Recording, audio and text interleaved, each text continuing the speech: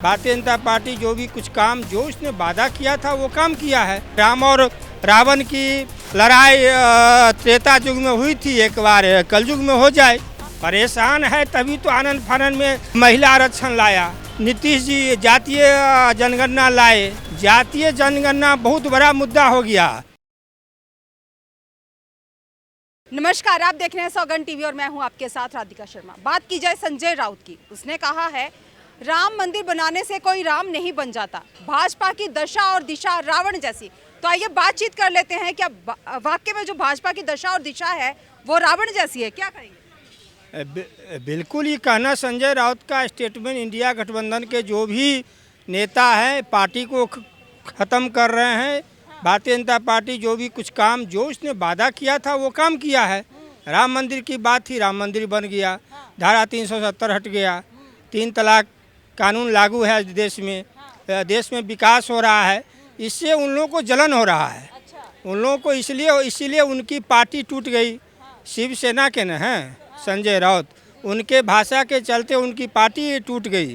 कितनी मजबूत पार्टी शिवसेना थी हैं। बाल ठाकरे के जाने के बाद ये लोग धीरे धीरे उस पार्टी को ख़त्म कर दिए।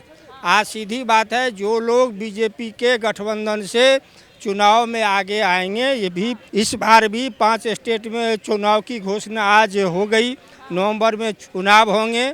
जो लोग इस अपनी भाषा पर कंट्रोल नहीं करेंगे, कभी सनातन पर बोलते हैं। क्या वजह है संजय राउत ने जो बोला है, रावण से जो तुलना की है भाजपा? वो तो इसलिए की है कि बीजेपी ने 2 दिन पहले बोल दिया कि राहुल गांधी का चरित्र रावण के जैसा है। तो ठीक है, राम और रावण की लड़ाई त्रेता युग में हुई थी, एक बार कलयुग में हो जाए।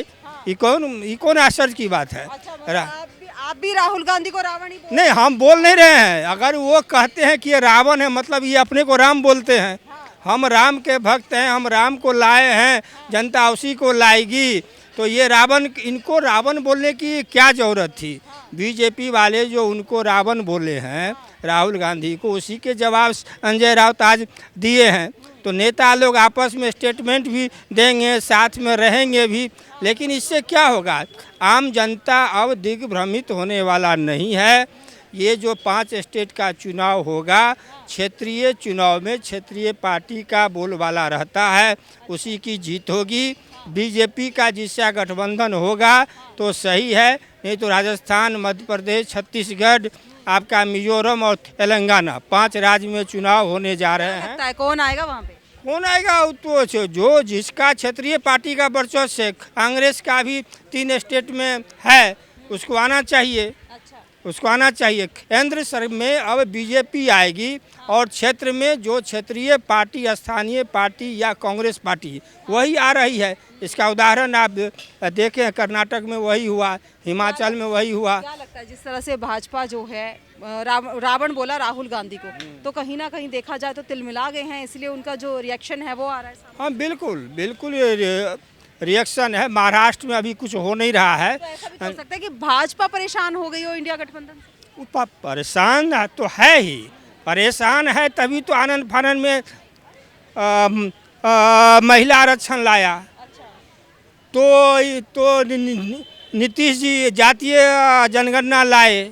कांग्रेस ने स्पष्ट कर दिया कि 5 स्टेट में चुनाव होने जा रहा है और जहां हमारी सरकार है, ये 5 स्टेट का चुनाव जीतने के बाद हम जहां हैं वहां जातीय जनगणना लाएंगे।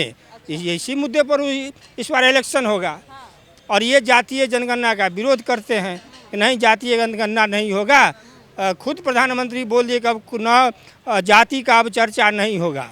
हमारे देश में 2 ही लोग हैं, एक अमीर एक गरीब। तो उनके कहने से अमीर गरीब अगर है तो अमीर गरीब तो सब दिन से है और किस्मत से वो सब दिन रहेगा। आप उसके किस्मत को नहीं बदल सकते हैं। उनकी मानसिकता जिसकी जैसी है वही रहेगी। मेन मुद्दा है कि आप जो जाति का आधार पर जो आरक्षण लेते हैं उसका क्या होगा? आज कहीं देखा जाए तो पक्ष हो विपक्ष हो, दोनों कहीं ना कहीं परेशान जरूर है आने वाले चुनाव। बिल्कुल परेशान है। जातीय जनगणना बहुत बड़ा मुद्दा हो गया। उसके सामने जो इनका जो आया है कि एक अमीर और गरीब का जो दिए हैं नारा, वो बहुत कमज़ोर पड़ जाएगा। आज डिजिटल इंडिया है, कहीं भी जाइएगा आप, जैसे बैंक में जाते हैं तो क्या कहता है, आधार पैन कार्ड से आप खाता को लिंक कीजिए, जोड़िए।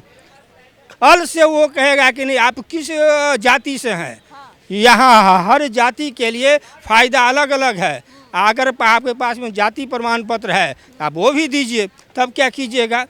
तो उस समय जाति प्रमाण पत्र जब तक नहीं होगा न आपको आरक्षण का लाभ मिलेगा न प्रमोशन का लाभ मिलेगा। उसका सुविधा अलग है। 40% वाले को नौकरी मिलती है आरक्षण में और 80% वाले रोड पर टहलते रहते हैं। यही तो आरक्षण का लाभ और हानि है। तो आरक्षण तो है और वो अभी रहेगा, जबकि उसका 10 साल के बाद आरक्षण पर फिर से विचार होना था, जो आज तक कभी नहीं हुआ, वो होना चाहिए। अगर बात की जाए संजय राउत की, जिस तरह से उन्होंने बोला है भाजपा की दशा और दिशा दोनों रावण जैसे हैं। पहले जो है राहुल गांधी को बोला गया कि वो रावण है, अब संजय राउत ने बोला कि भाजपा जो है वो रावण है। आपस में जिस तरह से चुनाव आ रहे हैं और एक दूसरे को की जो तुलना है वो रावण से की जा रही है, क्या लगता है सही है? आपकी क्या राय, अपनी राय हमारे साथ जरूर साझा करें। इन्हीं सब खबरों के लिए जुड़े रहिए हमारे साथ, देखते रहिए सौगंध टीवी। कैमरामैन सचिन के साथ राधिका शर्मा। आप देख रहे हैं सौगंध टीवी, सौगंध वतन की।